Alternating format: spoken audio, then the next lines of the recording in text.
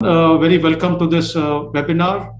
Uh, I'm very pleased that everybody has joined us to listen to Dr. Somani and Dr. Ravikant Sharma, the DCGI himself and the DDC, for addressing our various concerns and queries which people are facing in trying to register online into the system. Some glitches are being faced, and beyond glitches, sometimes they have certain queries and apprehensions so that we can try to smoothen the process. So we will start with a brief presentation by me, and then we'll have uh, a small speech by Dr. Somani, and then we'll be fielding the various FAQs that we've been getting across. So please bear with me while I put on my presentation.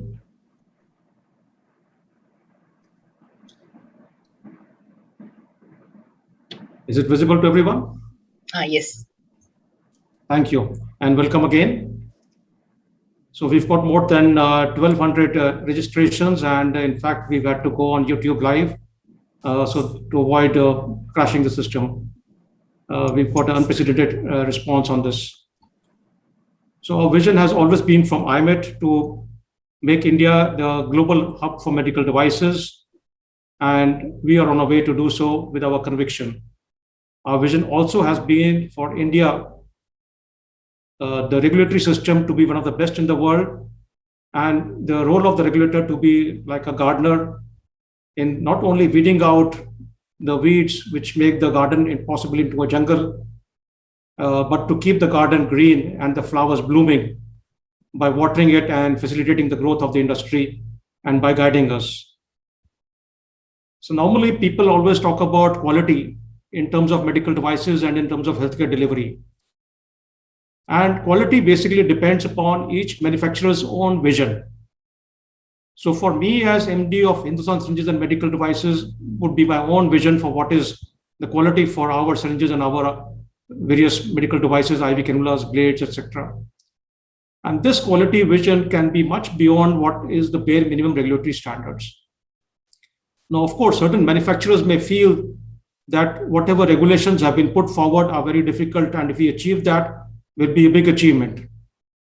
So we would request you to put your sights higher than that, because what is in terms of regulatory requirements are usually the bare minimum patient safety requirements or consumer protection requirements which are put forward in regulations, whether regulations are coming under the Drugs Act or the Legal Metrology Act or the NPPA's price control order. So these are bare minimum requirements, and then aspiring manufacturers who want to satisfy their customers beyond regulatory mandatory standards normally go and try to benchmark their products against voluntary quality standards. These can be BIS standards, they can be ISO standards, these can be IEC standards. And then they will try to prove to their client that, look, I'm making a product compliant not only to Indian standards, but I'm globally competitive, I'm making them to the ISO standards. And some like us will try to say that not only we are making it as per the international standards, our performance is much superior than that. And that becomes our brand image as we go forward and try to show that we are one of the top 3 or the top 5 brands in the world in terms of quality delivery. So let's set our sights higher and not talk about just trying to meet the regulations, but aspire to be beyond regulations. And why do we need regulations?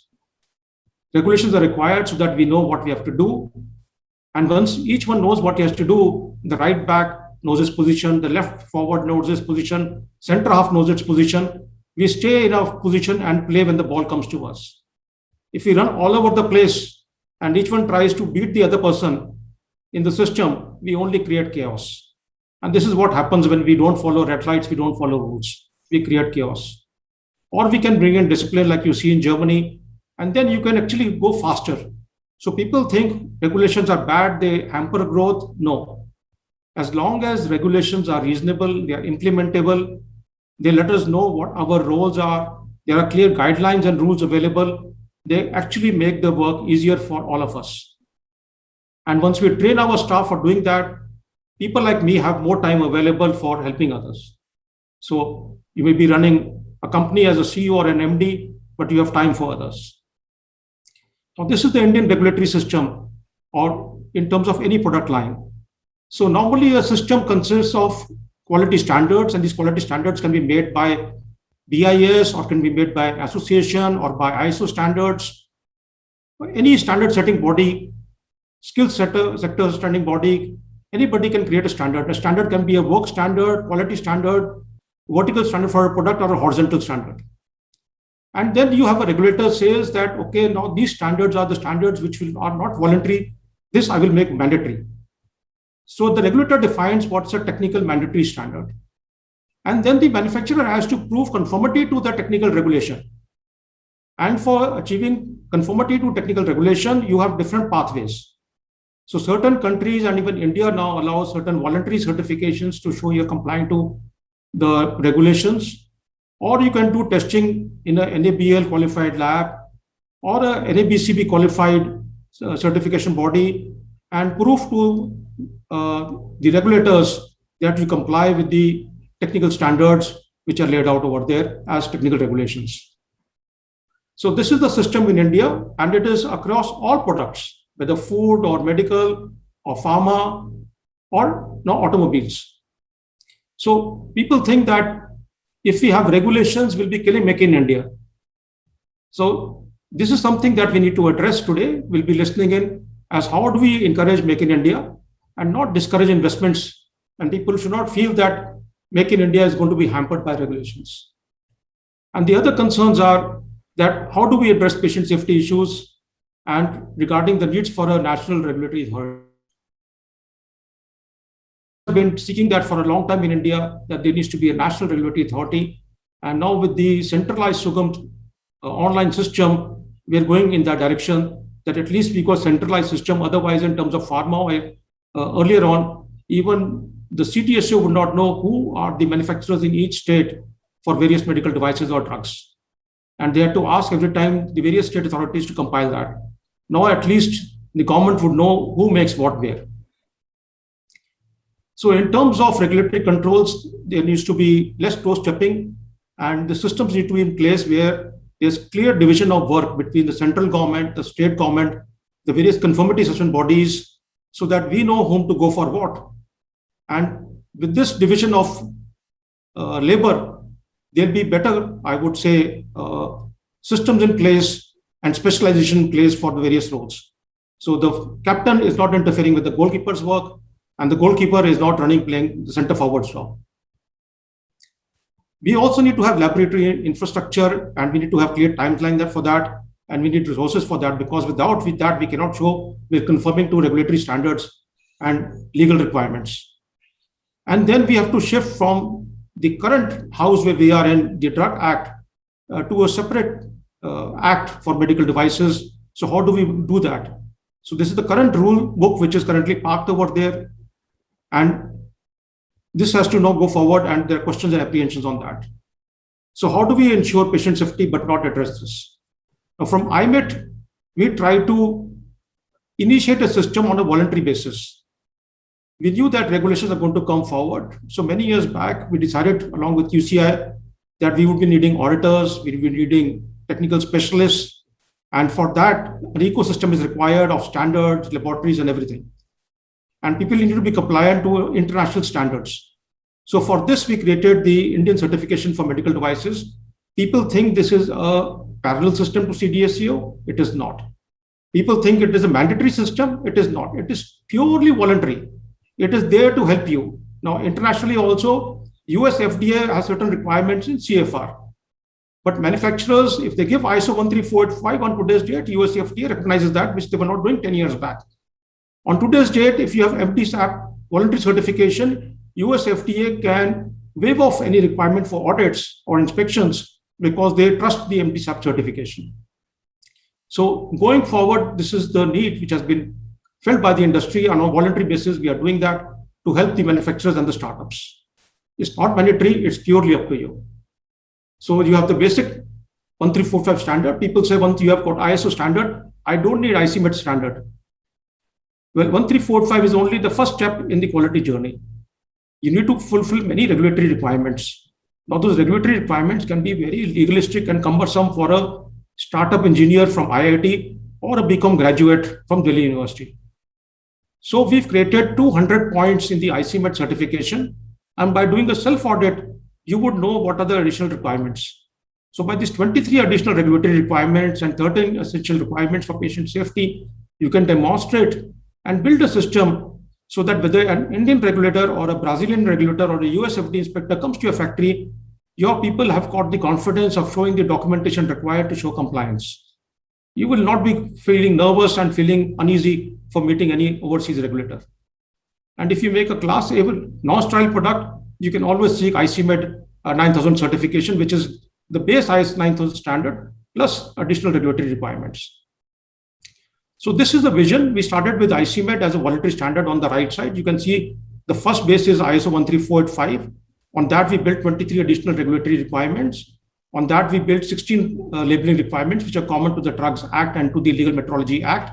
On that, we built 13 essential principal safety requirements. What are these? So how do you demonstrate your product is safe? So how do you define your design is safe for use? It's fit for purpose. So you may not have a product standard available because for most medical devices, there are no existing product standards available, but still the product has to be used safely clinically. So how does a doctor know he can use it on his patient safely? How does a regulator can trust you on that?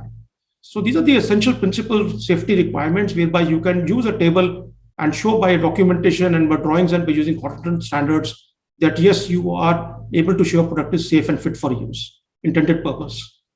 And then you use this various Indian BIS or ISO standards, which are horizontal standards like sterility, like validation, to show that your product is safe and fit for use. And in a few cases, you got product standards. So if you have that available or an ISO standard, you can show that you are globally compliant to an ISO standard and even seek ICMED Plus certification. Now, this was the first vision for us. And then when the medical device rules were created in 2016, these knowledge and this precedent of the system was used to build it into the rules also. So now somebody who has got ICMED certification, he knows that he also is compliant with the medical device rules. The latest version for ICMED 2, in fact, has medical device rules as a subset, and ISO 13485 2016 version as a subset of ICMED certification. So once you achieve that, and it's purely voluntary, you don't have to do it. But if you do it, it's like if you are a PhD or a college graduate, you know you've got no problems in qualification.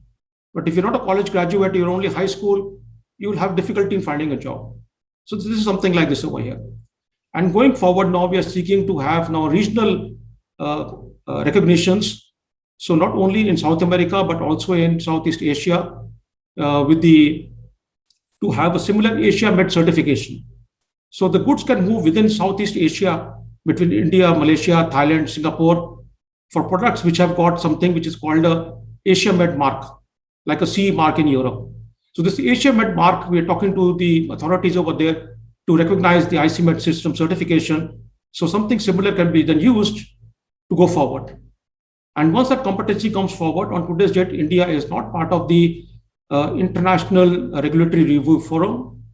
We are requesting the DCGI and CDSU and Ministry of Health to consider joining that. DCGI currently is heading the WHO forum in terms of regulatory framework for pharmaceuticals. And we hope that similar leadership will come forward from India.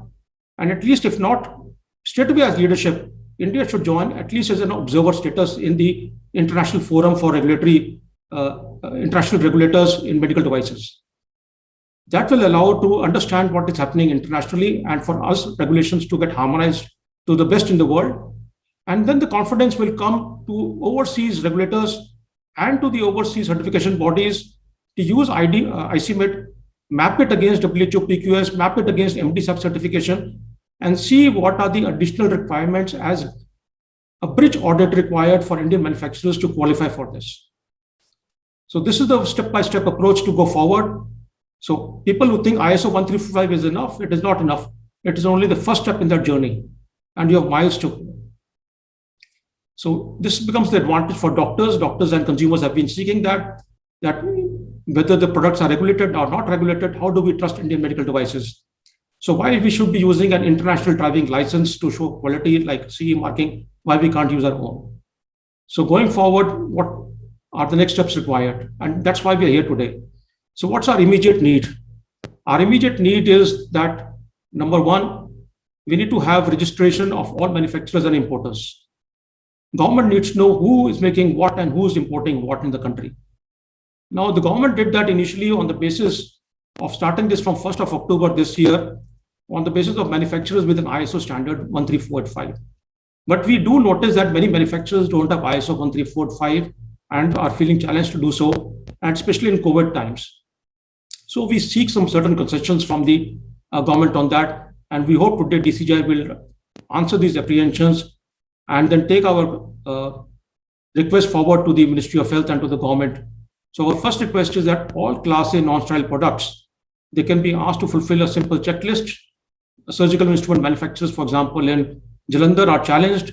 They can give a self-declaration form and undertaking that in 1 year's time, they will achieve ISO 9000 certification. And on that basis, they can be registered. So we need not delay registration. We can still go forward, but based on the undertaking. Same way for the classes, sterile, class B, class C, and D. If people have ISO 13485, very good. If they don't have, they may be asked to submit an undertaking that they will achieve this in 1 year's time, and they can be taken forward for registration. And we hope the government will listen to this. It is important that the certification comes forward not as a fake certification or an unauthentic certification, but comes forward from an NABCB or an IAF accredited certification body. That's very important. So people are sometimes fooled by the consultants into going forward for certification, which is not authentic and which will actually trouble you. And it may look cheap, but it's more expensive finally. So we also request that on 18th of October, certain implants and certain medical devices, electronic medical devices are going to be regulated going forward and manufacturing license for that. But still, we have not been able to achieve the conformity assessment ecosystem in the country for manufacturers to prove compliance. Test laboratories are still not there, and we need to discuss that. So we request that a 9 months transition period to be provided to take this forward to August 2023, like for the other class and D products. And meanwhile, for these particular products, if somebody is ready, give him the license, no problem. But it may not be that if tomorrow Elengers or Trivitron is not having the license, they are good companies, they may not be allowed to sell. We should not hurt Made in India. We should allow them until August 2023 to achieve the manufacturing license. And when somebody is switching his packaging material in terms of registration, post-registration, he's got a number. How does he put it on the package? We'll understand from the DCGI today. And then we seek a 9 months transition period to put that and change the packaging material because it can't move on overnight. Maybe he can put stickers on the shelf boxes and the shipping cartons, but certain times on the automatic films, on packaging lines, he cannot do that and put stickers on high-speed machines. So for that, the inventory needs to be replaced. So to give concession on that. We also need to seriously work CDSCO, Department of Pharmaceuticals, QCI, manufacturers, IMED, in building competence of auditors, medical officers in the state level especially, and manufacturers in the MSME level, so they understand what regulations is all about, so that they are compliant to that. We need to have clarity on the testing laboratories for each product family. So now recently for the last few months, we are very thankful DCGI and DDC for taking meetings on classification. Step by step on various categories, they've taken meetings on classification and given guidelines as to which products are part of classification. Same way in the same category for nephrology, for gynecology, consumable-wise, whether for gloves, for PPE, we need to have categorization for each of the large families and then have a focused approach on regulations and see what is the infrastructure available in the country and what is required for laboratories. And then the government can see whether they can give it or they can incentivize private laboratories to create that. Government did not do everything, but somebody is required to coordinate and put the asks. And when QCI's voluntary certification is available with manufacturers, both Indian and with overseas manufacturers, whether IS or NABCB accredited, with ISO 13485, ICMET certification or IEC certification, then to have reduced oversight. So regulations is a broad framework. The regulator can decide, okay, this is already audited, we don't need to inspect again. We need to reduce our time and workforce and labor force, and also good for manufacturers not to be having repeat inspections. So this is already done one time. We trust that system, and we will do only a bridge audit for the additional requirements. And then we need to adopt the ISO standards as BIS standards. Now, BIS has done a wonderful job in the last 3 years. Very rapidly, they have done creation of many BIS standards. And this speed, we hope, will continue with better coordination with CDSU. We also are seeking a separate act from the government. Niti Aayog has created a separate bill, and we hope it comes forward. It still needs to be discussed, so there'll be negotiations, discussions, understanding what needs to be tweaked in that, go through the parliamentary process, so it will still take time to go forward. So for now, we are in the Drugs Act, and we have to move forward into the new act. And once the new act is created, then the existing rules need to be transplanted into the new act. The advantage of the new act will be that there'll be less criminal action. Most offenses can be decriminalized, which cannot be done in the pharmaceutical industry, and innovation will not be hampered. Innovation is happening so fast in medical devices that CDSO and the government needs to have a different mindset for doing that. But if they do that for pharmaceuticals, the pharmaceutical industry and the regulators will not allow that. It's a different requirement for engineering, like automobile industry is different from food and is different from drugs. So we do need to understand these differences, and we need to have a different household for that. We've shared the same house for a long time, and it's now time to move on. So thank you, and now over to Dr. Somani, and we look forward to hearing now. Thank you.